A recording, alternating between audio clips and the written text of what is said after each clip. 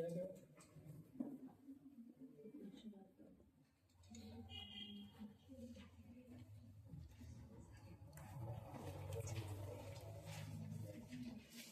लक्षण ऑन करना आवाज देता है वृद्धिस्तु पूर्ते अनिला आणि त्याने बाद वृद्धि हुई तो क्या होगा? कार्षोष्ण कामित्व कंप अनाह शकुग्राह मरणेन्द्रिय भ्रंश प्रलाप भ्रम आणि दीनता इतनी चीज़ें बात बढ़ने से होता है। अगर पेशेंट या छोटे बच्चे आते हैं पतला वजन बहुत कम है उसका वजन बढ़ाना है तो बात वृद्धि के कारण यदि उसका कार्य है तो कार्य के साथ क्या चाहिए? कार्षोष्ण चाहिए, कालापन चाहिए, उष्ण कामित्व चाहिए। हर बार कंप होगा उसी का ही गारंटी है। कंप अनाह शत्रुग्रहण यानी शत्रुघ्न की गाढ़ता ग्रह हुआ बलनेन्द्रिय भ्रंश प्रलाप भ्रमदेन्द्र। इसमें से कितने लक्षण उसके पेट में दिखते हैं आपको देखना है। पित्त, पिंडमूत्र, नेत्र, त्वक, त्रुट, दाह, अल्प निद्रता। निद्रा कम होती है लेकिन ये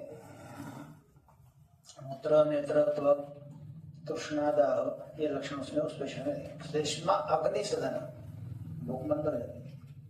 प्रसेक मुंह में हमेशा पानी, प्रसेक आलस्य, आलस्य आता है, गौरव होता है, श्वैत्य, शैत्य, श्लतांगत्व, श्वास चलते सांस फूलती, कास और अति निद्रता ज्यादा नींद आती है।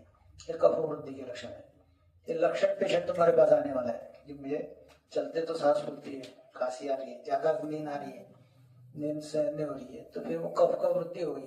कफ का क्षय कम करने के लिए तुम्हारे पास ट्रीटमेंट जो बताइए वो आप कर सकते हो। दोष क्षय, वात का क्षय हो गया तो लिंगम क्षीणय अनिलस्य अंगस्य साधोल्पम भाषितेयम संज्ञा मोह तथा श्लेष्म वृद्धि युक्ताम आमय संभव। श्लेष्म वृद्धि वाले आमय बीमारी वहां आपको देखने को मिलेगी। पित्ते मंदो अनलह शीतम प्रवाहानी हो जाती है उसकी शीत चैत्रता है। कफे भ्रमा श्लेष्माशयानाम शून्यत्व रुद्र दर्द होती है। अश्वत संधिता ये लक्षण चक्कर वाले कफ कहते हैं। वात वृद्धि में भी भ्रमा है, इधर भी भ्रमा है, उसके साथ आजू बाजू के लक्षण पेशेंट में चेक करने आपको है कि नहीं। मज्जाक्षय में भी भ्रमा है। तो चक्कर वाले पेशेंट जब आते तो मॉडर्न वाले सिर्फ वर्टिगो और वर्टिगो के अलग पोस्चरल वर्टिगो, ये वर्टिगो ऐसा बोल के मुखा करते हैं। अपने पास इतने सारे प्रकार है कि इसमें से किसकी वजह से भ्रम है वो देख के हम ट्रीटमेंट कर सकते हैं। फिर धातु के वृद्धि क्षय लक्षण, रसो ऑफिस श्लेष्मवत कफ वृद्धि के लक्षण सब इसमें आपको रस वृद्धि में आएंगे। कफ वृद्धि के क्या लक्षण है? श्लेष्मा अग्नि सदन। रस वृद्धि में अग्नि सदन है क्या? प्रसेक है क्या? आलस्य है क्या? गौरव है क्या? श्वैत्य है क्या? शैत्य है क्या? श्लतांगत्व, श्वास का अति निद्रता है कि नहीं? वो रस वृद्धि में आपको देखने। रक्त वृद्धि के लक्षण, रक्तम विसर्पप्लिया विदृतिन कुष्ठवातास्र पित्तास्र गुल्मोत्तकुश कामला व्यंगानि अग्निनाश सम्मोह रक्तत्व नेत्र मूत्रता। ये लक्षण लेके पेशेंट अपने पास आने वाले हैं। मांस वृद्धि, मांसम गंडार्बुद ग्रंथि गंडोरुद ये आपको करना है अभी। मेद वृद्धि तद्वत मेदशास्त्रम अल्पे अपि चेष्टिता श्वासम, थोड़ा भी चला तो सांस वृद्धि मेद वृद्धि। स्पीक स्तनोदरम लंबन, स्पीक स्तन और उदर लंबन है, श्वास भी फूल रहा है तो स्पीक स्तन लंबन है तो मेद वृद्धि, नहीं तो नहीं। अस्ति अधिदंतास्य दांत के ऊपर दांत आना। बच्चा नेत्रांग गौरव आंखें भारी भारी लगती है। पर वस्तु स्थूल मुड़ाने कुर्या कृष्णाच्या आरुषीच्या यानी सिर में फुंसी आती है, आरुषिका आती है। शुक्र वृद्धि अतिश्री कामतावृतम शुक्रम शुक्राश्मरी अभी। फिर रसे रक्ष समस्य शुक्लानी शब्द मैं तो मालूम है। रक्ते अम्ल शिशिर प्रीति शिरा शिथि लक्षणता मालूम है। मांस अक्षय मांस अक्षग्लानी गंड स्पेशुष्णता संध्या, ये आपको सबको धातु के वृद्धि क्षय लक्षण और वो लेके पेशेंट तुम्हारे पास कैसा आता है उस हिसाब से देना है। अस्थि क्षय, मज्जा क्षय, शुक्र क्षय, फिर रसात स्तन्य तत्व रक्तम, रस के उपधातु कौन से, तो स्तन्य आणि रज, रक्त है रज, अश्रुजा रसात स्तन्यम तत्व रक्तम, रज शब्द ने आपको इस्तेमाल किया, रज रक्त, ये रज ये रक्त, रज ये उपधातु है और रक्त का है, रक्त जीव की स्थिति, इसलिए वहां आर्तव निष्क्रमण क्रिया बोला है, रज निष्क्रमण क्रिया नहीं बोला है, इसलिए उसके तरफ उसी हिसाब से ध्यान रखना है। और एंडोमेट्रियम जो बनता है ये रक्त से बनता है, शोणित, तो इसलिए उसका आर्तव से या रज से लेना देना रहता है। वो उपधातु गर्भाशय का स्तर यानी वो रक्त का या रज का उपधातु ही वहां पर। अश्रुजा कंडरा सिरा, रक्त में रक्त के उपधातु कौन है, तो कंडरा और सिरा है। वेन्स में कोई प्रॉब्लम है तो रक्त का उपधातु, कंडरा लिगामेंट उसके जो मेनिस्कस बाकी जो होंगे तो उसमें रक्त से लेना देना है। इसलिए सिरा स्नायु संदिगते प्राप्ते, संदिग्धवाद की चिकित्सा है, सिरा स्नायु संदिगते प्राप्ते, स्नेह दाह और उपनाह, यानी स्नेह भी करना है, अग्निकर्म भी करना है, उपनाह करना। अभी तो यहाँ सिरा में अग्निकर्म करेंगे क्या, अपन नहीं करेंगे, इसलिए हम यहाँ इस पेशेंट को रक्त मोक्षण करते हैं रक्त घुटने के पीछे से। अभी सब एलोपैथी अपने मास्टर लोग पूछते हैं घुटने के रक्त मोक्षण का कहाँ रेफरेंस है, तो रेफरेंस सिरा स्नायु कंडर है, दिमाग का टीचर उपधातु है। मांसात वसात त्वचा शक्ष, मांस के उपधातु में क्या है, वसा है। जब मांस आप उबालने को डालते हैं तो ऊपर स्नेह आता है, उसको वसा बोलते हैं। कभी देखा है क्या हो, एक बार मांस लेके आओ और वसा देखो। त्वचा शक्ष 6-7 प्रकार की जो त्वचा है मांस से पकड़ के आओ, वासनी लोहिता श्वेता ताम्रा वेदिनी मांसधरा, ये सब मांस के उपधातु में चली जाती है त्वचा शक्ष। मेदसा स्नायु संभव, मेद से क्या होता है, स्नायु का उपयोग होता है, यानी जहां जहां स्नायु की विकृति होगी वह मेद यानी स्नेह, स्नेह यानी कफ, इनके बारे में सोचना है, ध्यान रखना। मेदसा स्नायु संभव। फिर मल के अवस्टम्बा पुरुष से आपको मालूम है, सब आपको करना है। मल की भी वृद्धि क्षय लक्षण है, कुक्षो अभिमान अटोपो गौरव वेदना शुभ, मतलब वृद्धि होगी तो क्या होगा, अभिमान होगा, आटोप होगा, गौरव होगा, वेदना होता है, मल प्रवृत्ति वेदना करके बाहर निकलते। मूत्रम तो बस्ते निस्तोदम कुलते अपनी कुत्ते सत्य, सेंसेशन होता है बार बार पेशाब जाने का। स्वेदो आदि स्वेद दौर गंधे और कंडू ये लक्षण आए तो स्वेद वृत्ति के लक्षण लेना है। पुरुषे वायुरंत्रणी शब्द कोक्षो भ्रमति हृद पार्श्व पीड़यन भूषण, ऐसे एक ही लक्षण पेशेंट बोलता है, हृद पार्श्व पीड़यन भूषण, हृदय में दर्द हो रहा है, बरगड़ी में दर्द हो रहा है, बाकी आपको रोकना है, देखना है। मूत्र क्षय के लक्षण, स्वेद क्षय के लक्षण, वो लक्षण लेके पेशेंट आने के बाद अपना डायग्नोसिस पक्का होता है। उसके कई उदाहरण भी अपन बाद में बता सकते हैं। संतर्पण अपतर्पण अवस्था, शाखा कोष्ठावस्था, कोष्ठ की उत्कृष्ट अनुत्कृष्ट अवस्था, सामावस्था निरावस्था। फिर धातु के अग्नि, इनको बहुत इंपॉर्टेंट है। हर धातु रस रक्त क्षीणता है, मौसम में वृद्धि, अस्थि मज्जा क्षय वाले पेशेंट आते हो, वजन बढ़ा है लेकिन इधर रक्त क्षय है उधर अस्थि क्षय है, तो फिर वह विषमाग्नि विषमावृत्ति धातु की सम्यक करते थे, धातु न व्यानुवेगाकारी है, वो बिगड़ गया तो धातु अग्नि डिस्टर्ब होते हैं। धातु पुष्यंती धातुता है, धातु अग्नि कैसे धातु को पोषण करता है।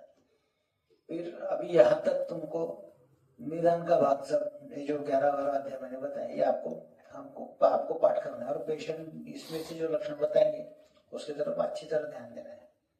अभी इसके आगे ये दोष स्थान और अवस्था, ये निदान पक्का करने के लिए कंफर्मेटिव डायग्नोसिस, एलोपैथी वाले क्या करते, जाते हैं सब टेस्ट चेक करते हैं और फिर लिखते क्या रहते हैं, वो शायद किडनी फेल है तो यूरिया क्रिएटिनिन लिख दिया, सीबीसी यूरिया क्रिएटिन लिख के देते, फिर वो डॉक्टर पेशेंट जाता है खून में से यूरिया क्रिएटिन करके लाता है और वो यूरिया क्रिएटिन कर गया तो बोलते हैं हाँ तो पुरानी रेनल फेलियर है क्या एक्यूट रेनल फेलियर। वैसा हमको दोष स्थान अवस्था में उसकी दोष समझ में आ गया, स्थान समझ में आ गया, अवस्था समझ में आ गया, हमने बस्ती से चालू कर दिया, लेकिन उसके और विशेष निदान हमको चाहिए और इसके हेतु ढूंढने हैं। क्यों इसको तकलीफ हुई, वापिस होना नहीं चाहिए अपने को, चिकित्सा कैसी करनी है और पुनर्भोग करनी है।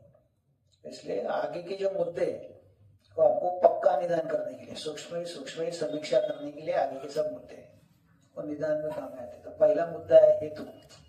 पेशेंट के सन्निकृष्ट और विप्रकृष्ट हेतु ढूंढने की कोशिश करना। एक बार आपको दोष समझ में आ गया, बात स्थान समझ में आ गया, कम कटी वात दोष वास्तव में प्रकोप, आपने उस पेशेंट को ले लिया, चल नस्य बस्ती पिंड नाड़ी चालू कर दे। नस्य बस्ती पिंड नाड़ी से उसको अच्छा होने लगने वाला है, 5%, 10%, 50%। वो अच्छा होता है जब तक तुमको क्या करना है, पंचकर्म करते करते उसकी दिनचर्या पूछनी, सवेरे से लेकर शाम तक क्या करता है, ये कमर कब से दुख रही है, कमर कब दुखती है, कब और कहाँ दुखती है। ये 2 प्रश्न पेशेंट को कंपल्सरी पूछने हैं। कब वात काल में दुखती, पित्त काल में दुखती, कफ काल में दुखती है। वात स्थान में दुखती है, पित्त स्थान कहाँ दुखती है, वात स्थान में दुखती है, पित्त स्थान में दुखती, कब और कहाँ दुखता है। वात का एरिया में, पित्त के एरिया में, खाने के बाद दुखता है, खाने के 2 घंटे बाद दुखता है, खाने के 3 घंटे बाद दुखता है। ठीक, कब और कहाँ, ये प्रश्न पूछेंगे तो आपको हेतु मिल जाएगा उसका। और वो कल क्या खाया था और रोज रोज क्या गलती है, वो साथ में क्या कर रहा है, जिसकी वजह से जिसको ये बीमारी भी है। सन्निकृष्ट विप्रकृष्ट हेतु यदि आप ढूंढते हो तो सर्वेषां रोगाणां निदान कुपितम वाला, तो निदान का परिवर्जन करना है। जो काम कर रहा है, घटाघट पानी पी रहा है या खाने के बाद तुरंत खाना खा रहा है, एक परिवर्जन कर दिया तो उसके बाद प्रकोप, वात वृद्धि, अजीर्ण अपचन होने की जो टेंडेंसी है, जो संप्राप्ति, वो संप्राप्ति भंग हो जाएगी, दोष निर्माण ही होंगे, नहीं तो व्याधि आगे बढ़ेगा क्या, नहीं बढ़ेगा, चय और प्रकोप और प्रशम हो जाएगा।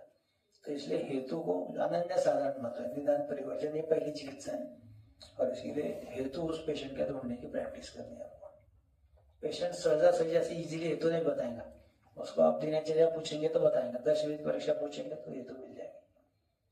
फिर रुग्ण सामावस्था का निरावस्था मैंने बता दिया। स्रोतोरोध बल पुरुष आपको मालूम है। लिंगानाम मलानाम सामानाम निरामणाम विपर्य, निराम की विपर्य गुण है, स्रोतोरोध के विपरीत क्या है आपको लिखना है, उसका चार्ट बनाना है। फिर हमें ट्रीटमेंट करनी है तो दोष कहाँ है, कोष्ठ में क्या शाखा में। यदि कोष्ठ में तो तुरंत बस्ती दे दिया, संप्राप्ति भंग, तुरंत वमन दे दिया, संप्राप्ति भंग, तुरंत विरेचन दे दिया, हिरण्यक तेल दे दिया, संप्राप्ति भंग। दोष शाखा में, फिर उसको शाखा से स्नेहन छेदन करके कोष्ठ में लाना है, फिर बाहर निकालना है। मध्यम रोग मार्ग में, मध्यम रोग मार्ग से शाखा, शाखा से कोष्ठ और फिर निकालना है। तो ये जो दोषों की गति है वो पेशेंट में आपको देखने की प्रैक्टिस करनी है। व्यायाम, उष्मण, तीक्ष्ण, अहिताचरणात्, ये उसके कोष्ठ से दोष शाखा में जाने के कारण है। व्यायाम ज्यादा किया तो उष्मण, तीक्ष्ण, अहिताचरणात्। अभी वात पित्त कफ तीनों के बारे में ये बता के रखा है। अभी व्यायाम करने से कफ प्रधान दोष, वात प्रधान दोष कोष्ठ में जाएंगे, पित्त का कोई लेना देना है क्या, नहीं। उष्मण तीक्ष्ण से दोष कोष्ठ से शाखा में गमन करेंगे, कहाँ, वृद्धि की वजह से करेंगे। लेकिन सबसे बड़ा हेतु जो है वो अहिताचरणात् है। उसने नॉर्मल उसका जो दिनचर्या है उसके अलावा कोई अहिताचरण किया तो दोष कोष्ठ से शाखा में जाते हैं। कैसे जाते हैं, पहले दोष कहाँ बनते हैं, व्यायाम और अहिताचरण करने से कोष्ठम, पहले कष्ट में चय प्रकोप प्रसर होता है, फिर शाखा, फिर कोष्ठ भर गया की शाखा में जाते हैं, फिर अस्थि मरवाणी, अस्थि मरवाणी यानी क्या, मध्यम रोग मार्ग में जाते हैं। कैसे जाते हैं, द्रुतत्वात् मारुतस्य च, यानी वायु के मदद से वो द्रुतत्वात् गति फास्ट चले जाते हैं। कब मध्यम रोग में चला जाएगा दोष समझ में नहीं आएगा आपको। ये द्रुतत्वात् मारुतस्य च, कौन सा मारुत है कि जो द्रुतत्वात् लेके जाने वाला है इनको, तो व्यान वायु, ये दिमाग में रखना। इसलिए उसकी तरफ ध्यान देना है तो बहुत सारी चीजें आपकी इजीली लगेगी। शाखा से दोष कोष्ठ में लाना है या उसका गमन कैसा होता है, तथा तेभ्याम स्रोतों मुख विशोधन, स्वेदन वेदन दिया, स्रोतों का मुख विशोधन हो गया, पसीना आ गया, दोष छूटे, वात से छूटा, कमर दुखना बंद हो गया।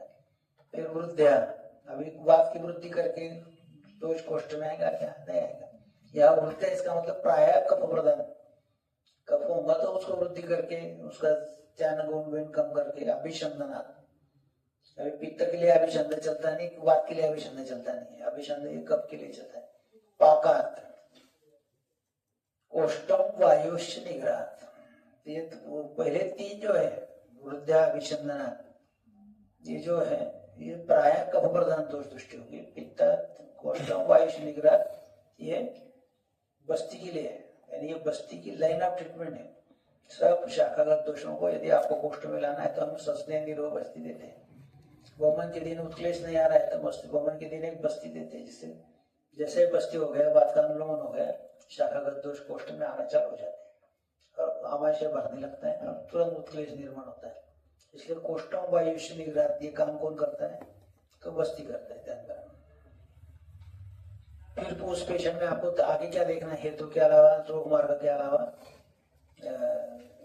शाखा कोष्ठ गति के दोष गति के अलावा, शाखागत कोष्ठगत गति के अलावा तीसरा महत्व का मुद्दा आता है रोग मार्ग। पेशेंट पूछता है ना, कहा मैं कितने दिन में अच्छा होऊंगा, तो आपको रोग मार्ग उस व्याधि का खवेगुण्य का ढूंढना है। बाह्य रोग मार्ग क्या है, तो शाखा रक्तादया त्वचा, यानी धातु में दोष होंगे, खवेगुण्य होगा तो शाखा रोग मार्ग में रोग व्याधि है। अंतः कोष्ठ महास्रोत साम पक्वाशय सुख साध्य पेशेंट है। शाखा रक्तादया त्वचा तो कष्ट साध्य है। शिरो हृदय पस्त्यादि मर्माणि अस्नांच संदेह सन्निबद्ध शिरा स्नायु कंडरास्य मध्यगा। तो शिरो हृदय बस्ती आदि, बस्ती के आजू बाजू में जो है वो आदि सब, मर्माणि मर्म, अस्थि संधि, तन्निबद्ध शिरा स्नायु, उसके जुड़े हुए शिरा स्नायु कंडरा, ये सब मध्यम रोग मार्ग का, ये सब मध्यम मार्ग है। यहाँ से दोषों को तुमको निकालना पड़ेगा। यहाँ कोई व्याधि क्या, यहाँ खवेगुण्य क्या देखना है। इसलिए मैं बार बार बताता हूँ, संधि यानी घुटने दुखने वाला, कंबर दुखने वाला पेशेंट आया तो दिमाग में पहले मध्यम रोग मार्ग डाको, उसका सिर भी चेक करो, तर्पकप चेक करो, प्राणवायु चेक करो, मज्जा धातु चेक करो, और हृदय का भी गतिविधि चेक करो, व्यान वायु चेक करो, वहां प्राणवायु चेक करो, कहीं ना कहीं गलती सापड़ती है। बस्ती आदि। फिर निदान के लिए और एक बहुत बड़ा मुद्दा आपको आपके पास देखे रखा है, जो मॉडल में भी नहीं है, वो है स्रोतस परीक्षण। पिछले बार मैंने बताया था स्रोतस का, प्राण व स्रोतस कहाँ से शुरू होता है। वैसा स्रोतस सार्वजनिक है, सब तरफ है, लेकिन प्राय तो स्रोतस का परीक्षण कहाँ करना है, तो हृदय मूलम महास्रोतस, हृदय उसका मूल है, महास्रोतस यानी कोष्ठ, अंतकोष्ठ महास्रोतस आपकोष्ठ, उसका उस प्राण व स्रोतस के व्याधि का आप विचार करते हो, हृदय और महास्रोतस का विचार करना है। इसका स्रोतस के दृष्टि लक्षण दृष्टि है, तो आप जब पढ़ेंगे आगे 5वां अध्याय निकालना व्यवस्थांचल का, उसकी पढ़ाई करनी है। उदक वाहन स्रोतसानम तारु मूलम क्लोमम, हम सिद्ध जल बनाएंगे, शुंठ सिद्ध जल, उसको बोलेंगे धीरे धीरे पानी पिए, टारू को लगना चाहिए, फिर क्लो मैंने पैंक्रियास तक आना चाहिए, तो अग्निमांद्य आम की उत्पत्ति होगी नहीं पहचान, ऊपर से घटाघट पानी पिएगा, अग्निमांद्य होगा, आम होगा, क्लेदक कप की दृष्टि होगी, हर मूत्र से क्लेद वाहनम होगा, प्रकर्षण मेरी प्रमेय, घटाघट पानी पीने को 100% होता ही है। या आप उसको पेशेंट को हेतु में बराबर समझना है, घटाघट पानी पीता है इसलिए सब प्रमेय। वाहनम स्रोतः तालु मूलम क्लोम, अन्न वाहनम स्रोतः आमाशय मूलम वामम च पार्श्वम च, अन्न का वहन सिर्फ आमाशय से वो लेता है, अन्न गृह्णाति, फिर पचती, विवेचयति, मुंचति। इस प्रक्रिया में वामम च पार्श्वम च कौन है, तो पैंक्रियास है, क्लोम है, यानी पैंक्रियास और आमाशय से पूरा अन्न वहन करने वाला स्रोतस है। तीनों अवस्था पाक जो है वो अन्न व स्रोतस में आ जाते हैं। रसवानाम स्रोतसाना हृदय मूलम दशधन्यश्च, ये सब एंडोक्राइनोलॉजी हमारी इस रस व स्रोतस में है। पिट्यूटरी से लेके, थायराइड से लेके, पैंक्रियास से लेके, स्प्लीन से लेके ओवरीज तक 10 प्रकार की एंडोक्राइन ग्लैंड दशधन्य में रहती है। उस 10 एंडोक्राइन ग्लैंड के वृद्धि क्षय लक्षण रहते हैं, और वो सब मॉडर्न में भी तुमको मिलेंगे, आयुर्वेद में भी मिलेंगे। इसलिए इसका एंडोक्राइनोलॉजी का एक कुछ 25-50 अन्य बाजू में निकालने के pituitary, anterior pituitary, pituitary, posterior pituitary, उसका फंक्शन, उसकी बढ़ गया तो सिक्रेशन बढ़ गया तो क्या होता है निकालो। फिर थायराइड, हाइपोथायराइडिज्म म्हणजे रसवृद्धि, हाइपरथायराइडिज्म म्हणजे रसक्षय, रसवानाम सोतसाम है। मग उसके हाइपो के लक्षण लिखो, हाइपर के लक्षण लिखो, फिर हाइपर के लक्षण में दिखेंगे रसे, रोग, समस्या, शुक्ला शब्द से उस पेशेंट में मिलता है, वेट लॉस होता है। ऐसे एक एक स्रोत चेक कर, शोणित वाहनाम स्रोतसानम यकृत मूलम प्लीहा है, यकृत में उत्पत्ति होती है, प्लीहा में डस्टबिन है, प्लीहा आरबीसी बाहर डिस्ट्रक्ट होते हैं, वहां से वो इस्तेमाल के निकल जाते हैं। मांस वाहनाम स्रोतसानम यकृत स्नायु और मूलम त्वचा, स्नायु उसका मूल है, त्वचा उसका आखिरी स्थान है। मेदवानाम स्रोतसानम रुक्को मूलम बाबा, रुक्को ही बोला है, रुक्को है नहीं उसको मालूम है, दोनों किडनी है, रुक्को मूलम वपावंच मोमेंटम, यानी मेद व स्रोत आपको अच्छा करना है, मेद को अच्छा करना है तो वपावान को ध्यान देना है, मैंने उदरस्थ जो मेद है उसके तरफ आपको ध्यान देना है, वहां की जो मोमेंटम है उसकी तरफ ध्यान देना है। अस्थिवानाम स्रोतसानम मेदो मूलम जगनम, जगन का पर अस्थि जो बड़ा हड्डी है उसको, मज्जावानाम स्रोतसानम अस्थि मूलम संदेह, अस्थि उसका मूल है, संदेह उसका आखिरी स्थान है। शुक्रवानाम स्रोतसानम वृषणो मूलम शेपश, यह शुक्र स्रोत का कारण है। मूत्रवानाम स्रोतसानम बस्तिर मूलम मोक्षांच, पुरीश्वानाम स्रोतसानम पक्वाशय मूलम स्थूलभूतम च, पक्वाशय उसका मूल है, लेकिन स्थूलभूत का है तो उसका आखिरी स्थान है। ये स्थूलभूत में कौन कौन है? प्रवाहिनी, विसर्जनी और संवाहिनी, ये तीन वली है। एक उद्गम अवस्थित स्थान है, अपान वही का उद्भव स्थान है, अपान वही का उद्भव स्थान बुधवली है, स्थूलभूत है, और पक्वाशय उसका संचारी स्थान है। इसलिए पक्वाशय को काट दिया तो अपन वायु चला गया, बाकी वायु का पोषण हो गया तो आदमी मर गया कि नहीं, लेकिन गुदम वर्मों को आघात किया तो सद्य प्राण हो रहा है, वो तुरंत वो पेशेंट जा सकता है। इसलिए स्थूल गुदम चयने अपान वायु का उद्भवस्थान गुदवली है, ये ध्यान में रखा आपको। स्वेदनान स्वेदवानाम सुतसानम मेदो मूलम लोमोकुपश्च। इसके बाद में आता है कला नाम का प्रकार। ये कला क्या करती है? दवाई या दोष यहाँ से वहां पटके में लेके जाती है। कला खलवपी सप्तम भवंती, धातु आशु, धातु आशय अंतर्गत मर्यादा कला, धातु और आशय, इसके अंदर जो मर्यादा है उसको कला बोलते हैं। और ये यहाँ से वहां तक डायरेक्ट खले को पदने ऐसे आहार का पोषण करती है, धातु का पोषण करती है। यदि गलती से कोई धातु में क्षीणता हो गई तो पटके में वहां से दोषों को लेके जाने वाला काम है। तो सप्त है, सप्त भवंती, 7 प्रकार की कला है, इसको भी आपको पढ़ना है। तो उसके नाम सिर्फ बता देता, बाकी आपको पढ़ना। प्रथमा मांस धरा, फिर उसके डल्लर ने उसके बारीक बारीक चीजें बताई, मांस शिराना, पताना, विस्तारा, बुद्धि वगैरह। द्वितीय रक्त धरा, तृतीय मेदो धरा। अब ये मेदो धरा कला के बारे में बता। मेदो सर्वभूताना उदरस्थ, मेदो ही सर्वभूता, कला का है सर्वभूताना उदरस्थ, यह मेदो धरा कला है। इसलिए आगे चल भी कम होना मुश्किल हो जाता है। अणुवस्थिचु महत्सुचु मज्जा भवंती, यानी अणुवस्थि जो है, छोटे छोटे रक्त मज्जा जो है, वो मेदो धरा कला में आते हैं। महत्सुचु मज्जा भवंती, उससे मज्जा निर्माण होती है।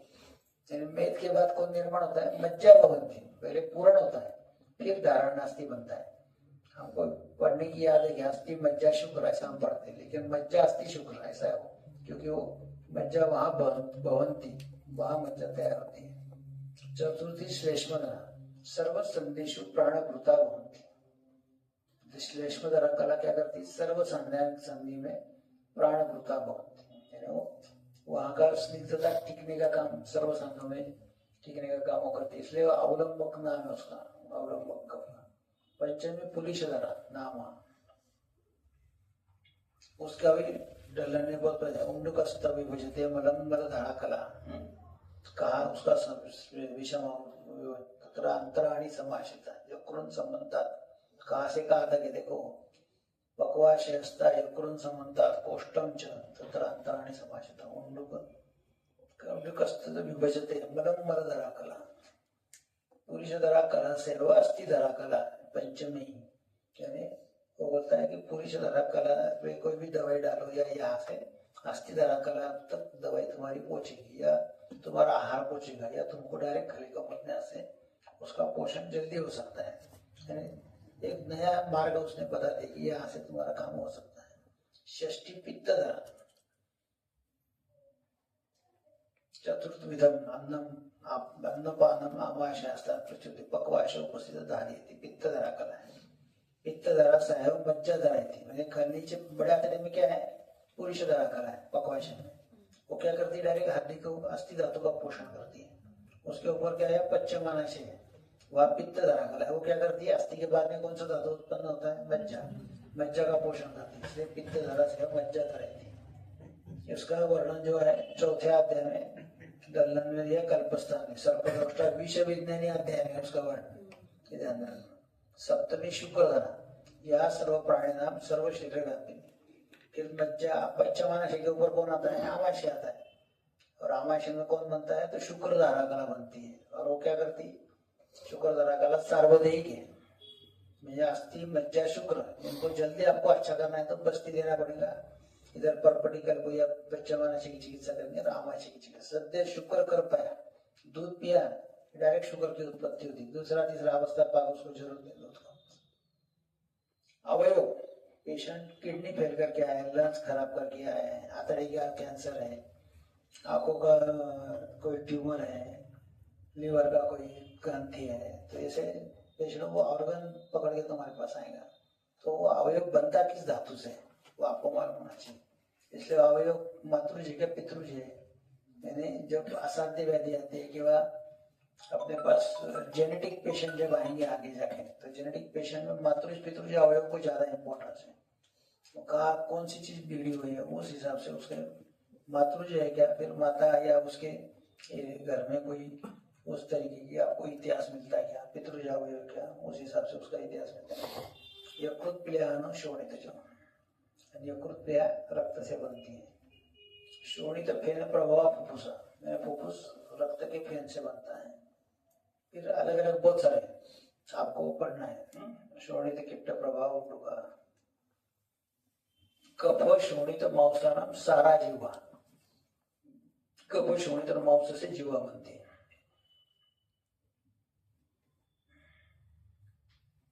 मेधसा स्नेहादय शिरा स्नायु तो अपने शिरा नाम तो मधुपाकम और स्नायु नाम तथा खर, खर पाक हुआ तो स्नायु बनते हैं, मधुपाक रहा तो शिरा बनती है, ये ध्यान रखना। रक्त मेद प्रसाद उर्क, रक्त और मेद के प्रसाद से उर्क की उत्पत्ति होती है। फिर रक्त धरा कला, रक्त हुआ स्रोत, रक्त धातु, मेदो कला, मेदो स्रोत, मेदो धातु। किडनी फेल्यूर में हमको चेक करने हैं, उस पेशेंट में रक्त धातु नॉर्मल है क्या, रक्त धरा कला अच्छी है क्या, हमको उस पेशेंट में चेक करना है। मांस अश्रु कफ मेद प्रसाद वृषण एजोस्पर्म में, अभी एक लड़की आई थी सर्वे पंचकर में आ रही थी, वो नगर वाली, क्या नाम था उसके पेशेंट को एजोस्पर्मिया था। हमने उसको शुक्र पूरा पहले साफ सफाई की, फिर विरेचन दिया और शुक्र खुद बस्ती दिया, वहां नगर में दिया, एक लड़की ने निकम करती लड़की उसने, तो शुक्र खुद बस्ती से एजोस्पर्मिया से अभी वो एलोगोस्पर्मिया भी आया है। हम उसको 21,000 का कुछ तो शुक्र जंतु में, लेकिन इमोर्टाइल ज्यादा है, 40% है। अभी शुक्र खुद बस्ती बंद करके हम पूरे करने के बाद हम उसको वृषत्व खुद बस्ती देंगे, चरक नहीं बताया। यानी पहले शुक्र की उत्पत्ति की, अभी वृषत्व वाजीकरण बस्ती देने से क्या होगा, जो मोटे इमोर्टाइल ज्यादा है तो मोटाइल बनेंगे, तब जाके उसका काम होगा। ये अपने यहाँ हो सकता है, में तो एलोपैथी वाले हाथ उठा देते नहीं, अभी नहीं, इसको कुछ नहीं होने वाला। लेकिन उसका हेतु क्या है, एजोस्पर्मिया का रिपोर्ट के भरोसे नहीं लगना, पेशेंट को देखना है और उसका कारण ढूंढना है। उसका कारण था गाड़ी में गर्म में जाना, टेस्टिस के ऊपर पूरी गर्माश का आवरण होना वगैरह, जो हेतु मिले उसकी समझने। इसका मतलब बाकी हीट कम करनी और रक्त और मांस अशुक मेद प्रसाद है क्या, उसको उसके हिसाब से उसको चिकित्सा करने से उसका फायदा, वसंत कुसुमाकर वगैरह दिया तो फायदा होगा। शोणित का प्रसाद जो हृदय, हृदय वाला हार्ट वाला पेशेंट तो शोणित का प्रसाद हृदय। ओज, अपर ओज और पर ओज, उसको भी ध्यान देना है। वो सब ओजो व स्रोतस है, मनो स्रोतस, देखना साइकोसोमेटिक जितने पेशेंट आएंगे उसको साधक पित्त और ओज इनका जितनी पढ़ाई आप करके रखेंगे उतने साइकोसोमेटिक पेशेंट आपको अच्छा करने में दिक्कत नहीं आती। यहाँ तक निदान के लिए लगने वाली सब चीजें हैं। सामान्य निदान हमारा क्या हुआ, दोष स्थान अवस्था। विशेष निदान करने के लिए हमारे पास क्या क्या है, तो स्रोतस परीक्षण है, कला है, अवयव है, रोग मार्ग है, दोषों की गति है, धात्वाग्नि है, सारा सरत्व है, एक मुद्दा और रह गया सारा सरत्व। ये चीजें इतनी हम पेशेंट को देख के हमारा निदान पक्का कर सकते हैं और विधि ने सेकंड 5 मिनट 7 मिनट में हमारे यहाँ निदान होता है। नहीं तो फिर बहुत सारे लोग आधा घंटा 1 घंटा हिस्ट्री लेते हैं, प्रधान वेदना क्या है, व्याधि इतिहास क्या है, फिर वो व्याधि पहले क्या होता, कांजने अविधि क्या, गोबर हुआ था क्या, दादी को महावारी कब गई, नानी को कब गई। लेकिन उसका बहुत कम व्याधियों में जरूरत लगी तो ही उसकी इतिहास करने की जरूरत है। हर ओपीडी वाले पेशेंट को इतना इतिहास करने बैठेंगे तो ओपीडी चलने के लिए तकलीफ हो जाएगी। कहाँ इतिहास लेना, कहाँ इतिहास डिटेल हिस्ट्री लेना, कहाँ तुरंत चिकित्सा करना, ये वैद्य को तारतम्य से आना चाहिए, ध्यान में रखना। बहुत एक हमारा विद्वान है, वो हर पेशेंट को पूछता था, वो बचपन में चूहा काटा था। अभी वो चूहा कब काटेगा, खेड़े में रहेंगे तो काटेगा, लैट सिस्टम में कहाँ से चूहा आएगा, आया तो नहीं काटेगा, उसकी गारंटी। यहाँ काटा था किसको तो तो इसलिए वो चूहा काटा है बस, उसके चूहा काटा है तो फिर उसकी चिकित्सा पूरी बदल जाती है और कोई फायदा नहीं होता था चिकित्सा बदलने से। चूहे को भी फायदा नहीं। तो ऐसे हर एक को नहीं पूछना है उसका, उसमें कुछ उसके काटने की वजह से जो कोई विषाक्तता के लक्षण मिलते हैं तो आपको उस लक्षण के हिसाब से उसकी चिकित्सा करनी है, ये ध्यान में रखना। बहुत सारी चिकित्सा पेशेंट को पथ्य समझते हो, पेशेंट के चेहरे पे समझाना चाहिए कि ये बोर हो रहा है, तुरंत काटो, वो किधर गई, एक बहुत ज्यादा समझाते बैठता नहीं, तुरंत रुकना है, छोड़ के में बताना है। नहीं तो फिर कुछ लड़कियां ऐसी रहती कि ये पहले इधर बताती फिर कुछ भूल जाती, याद आता है इसको पूछता सीधे चल, फिर वो केबिन वहाँ दवाई क्या बता रहे पूछता सीधे चल रहेगा, वो भी करना। पेशेंट चप्पल पहनता तब तक बोलती रात को बाजार में एक बार यहाँ से छूटा है उसको हाथ में लगाया, वो पिछले बोलते चला नहीं और कुछ रहा हुआ तो कहा रुकना, बच्चा बच्चे बताते हुए ये भी ध्यान रखना। अभी सबसे बड़ा हमारे पास जो अस्त्र है वो त्रिविध परीक्षा, दर्शन स्पर्शन प्रश्न। पेशेंट सामने आता है तो दर्शन हो जाता है, कहा तकलीफ होती है हम स्पर्शन करते हैं, हर एक को हम करते हैं लेकिन करना चाहिए। तुम्हारे दिमाग में कम से कम 100-150 लोगों के घुटने को हाथ तुमने लगाना है। तो तुम्हारे फिर पटेला कैसा है, हर पेशेंट का पटेला अलग अलग है, हर पेशेंट का सार्टरियस अलग अलग है, हर पेशेंट का क्वाड्रिसेप अलग अलग है, हर पेशेंट का नीचे से स्टीम मसाला अलग अलग है। आपको फिर वो हाथ साफ हो जाएगा आपका, फिर आपको समझेगा कि यार प्रसारण कुंज वेदना म्हणजे क्या है। इसलिए वो प्रैक्टिस जरूरी है।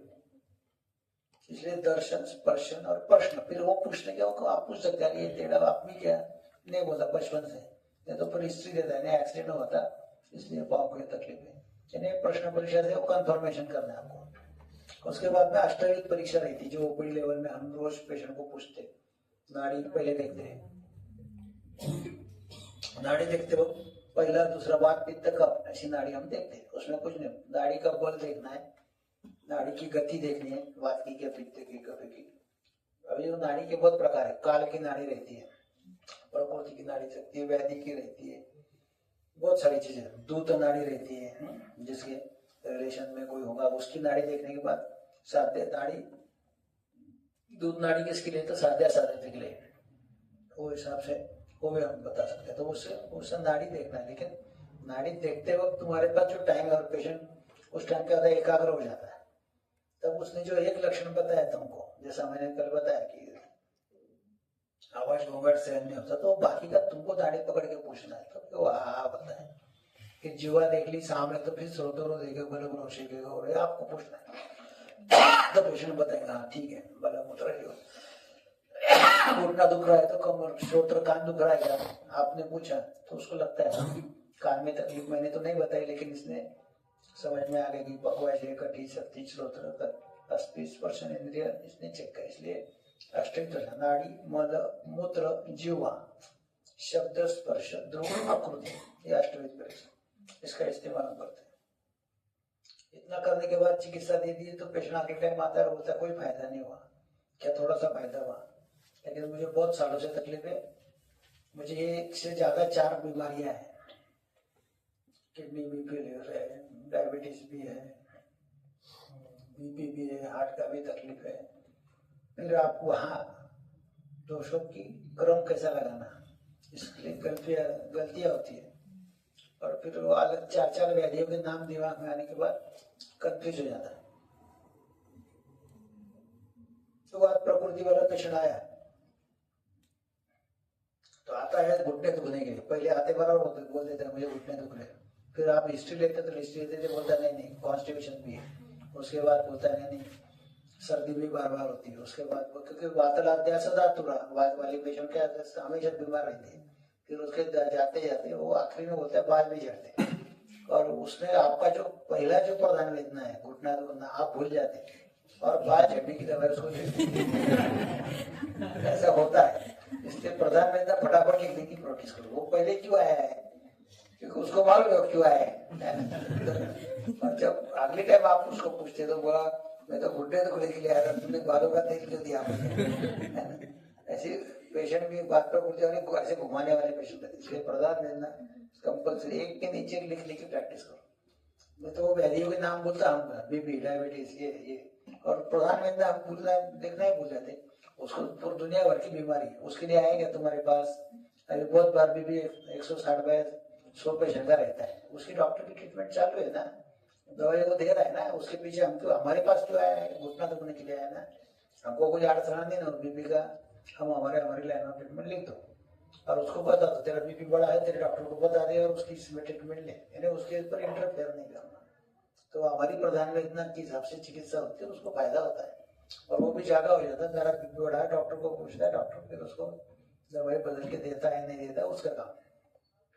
इसके लिए सूक्ष्म निदान आना चाहिए, अंशांश कल्पना आनी चाहिए, और अंशांश कल्पना दशविध परीक्षा से आती है, इसलिए दशविध परीक्षा को अनन्य साधारण मत चरक ने भी बताई और वापन भी बताई, एक थेरोटिकल है प्रैक्टिकल है, दोनों में फर्क है।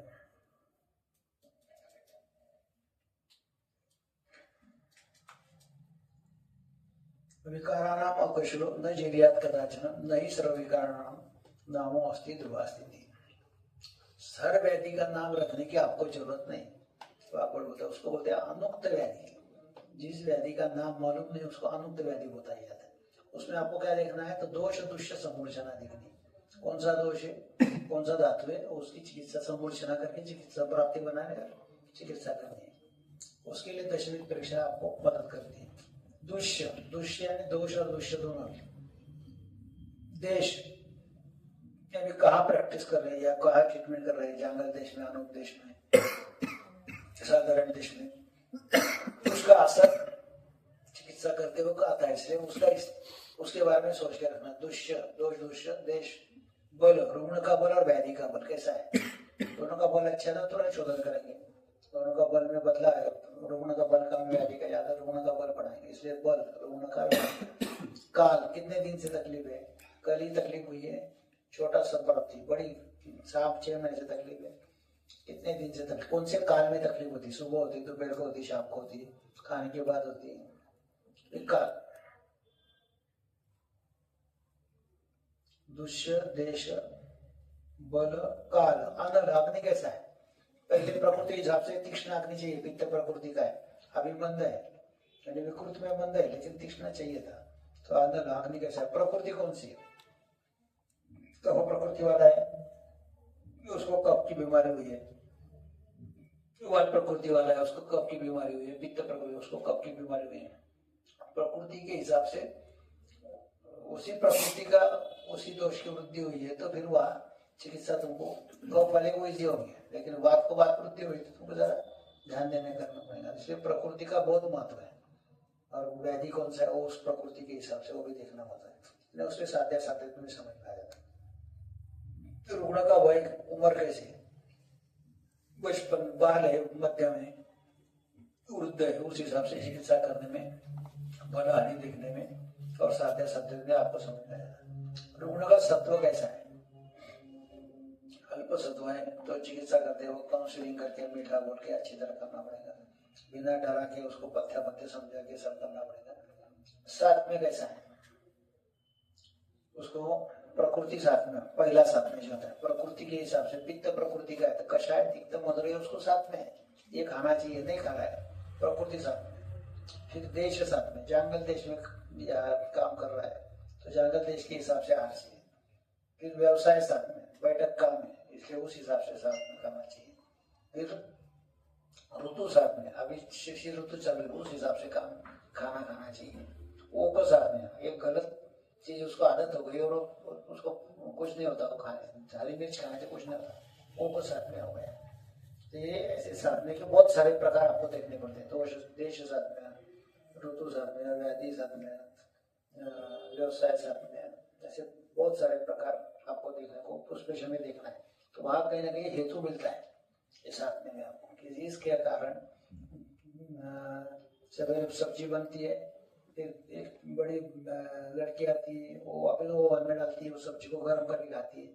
छोटी लड़की आती है वो भी खाती है गर्म करके। तीसरी आती है, उसके तीसरे खाने में कुछ रहेगा क्या? कुछ नहीं रहेगा। तो आहार में वो प्रकार जाता है। तो साथ में भी वो साथ में तो उसका देखना तथा आहार से वो क्या खा रहा है वो पहले लिख के रखो। तो देर रोज सवेरे क्या खाता है तो मेरे को प्राय क्या खाता है वो लिखो। फिर उसके प्रकृति के हिसाब से आहार बराबर है क्या, देश के हिसाब से आहार बराबर है क्या, व्याधि के हिसाब से आहार बराबर है क्या, ऋतु के हिसाब से आहार बराबर है क्या। साथ में आहार एक मिक्स से लेना देना है। साथ में रखेंगे तो यहाँ साथ में और आहार में तो हेतु मिलता ही है आपको, क्योंकि आपको बीमारी मालूम है आहार और विहार के बगैर बीमारी होती नहीं। तो ये साथ में और आहार आप पूछते दशक परीक्षा में तो आपको उसका हेतु मिल जाता है। तथा आहार से अवस्था से पृथक विधान, इसका पृथककरण करना है, उल्टा सुल्टा पूछना है तो बराबर प्रश्न उत्तर देता है। सूक्ष्म समीक्षा, ये 10 मुद्दे का क्या करना है? सूक्ष्म समीक्षा करनी है। किसके लिए करनी है? दोष औषध निरूपण है, कौन सा दोष है और औषध कौन सा, उसके ऊपर पिन पॉइंट देना है। उसका निरूपण करने के लिए सूक्ष्म समीक्षा करनी है। पित्त बड़ा पित्त प्रकोप हुआ है, पित्त का सूक्ष्म समीक्षा, पित्त का द्रव्यगुण बढ़ा हुआ है। अभी दोष तो समझ में आ गया, पित्त है, उसका सूक्ष्म समीक्षा हुई, द्रव्यगुण बिगड़ा हुआ है। अभी औषध निरूपण है, कौन सा औषध देंगे इसको? पित्त का द्रव्यगुण बिगड़ा है तो हमारे पास वासा है, दुर्वा अनंता निम्ब वासा आत्मगुणता। द्रव्यगुण बिगड़ा है तो हम वासा देंगे। पित्त का स्निग्ध गुण बिगड़ा है तो हम कणु निम्ब देंगे। पित्त का तीक्ष्ण उष्ण बिगड़ा है तो हम दुर्वा देंगे। इस सूक्ष्म समीक्षा होगी ना। और कैसा हुआ? पिन पॉइंट, पित्त शामक दुनिया दे दो, तुम मौक्तिक भस्म दे दो, लेकिन द्रव्यगुण बिगड़ने के लिए वासा दिया तो 10 किलो मौक्तिक से ज्यादा 4 गोली वासा, 4 गोली 4 बार दिया वासा में, तुम्हें वो काम कर देती है और कॉस्ट वाइज भी वो काम करती है। इसलिए आपको पिन पॉइंट डायग्नोसिस करने की आदत होनी चाहिए। सूक्ष्म समीक्षा, दोष औषध निरूपण, यो वर्तते चिकित्सा है, जो इस तरीके से चिकित्सा करता है न स्खलित का जादू, कभी भी गलती नहीं कर सकता। इसकी गारंटी तुम्हारी गारंटी देता है, तुम्हारे कोई आजू बाजू वाले भी तुम्हारी गारंटी नहीं देंगे, वाकवर्ड दे रहा है। चरक की दशवित परीक्षा और हृदय की दशवित परीक्षा, उसकी तरफ ध्यान दो। यदुष्य देश में विकृति सार सहन व्यायाम शक्ति आहार शक्ति प्रकृति सार सत्व, तुम्हारे पास पीपीटी वो देखो, सारा सरत्व साध्या साधत्व के लिए और रसायन चिकित्सा के लिए सारा सरत्व आपको लगता है। सुख सत्य कष्ट साध्य आप्य, उसके हिसाब से आप पेशेंट को बता सकते हैं। फिर दोषों की दिनचर्या आपको बना के रखनी है, उसका पथ्य आहार विहार करके रखना है। फिर पेशेंट आया तो उसमें सिर्फ एडजस्ट करना है। फिर यहाँ तक निदान खलास हो जाता है। चिकित्सा शुरू होती है, सूत्र स्थान में वागवट में चिकित्सा की है, उसको बोलते सामान्य उपक्रम, वातर से उपक्रम, पित्त से उपक्रम और कफ से उपक्रम,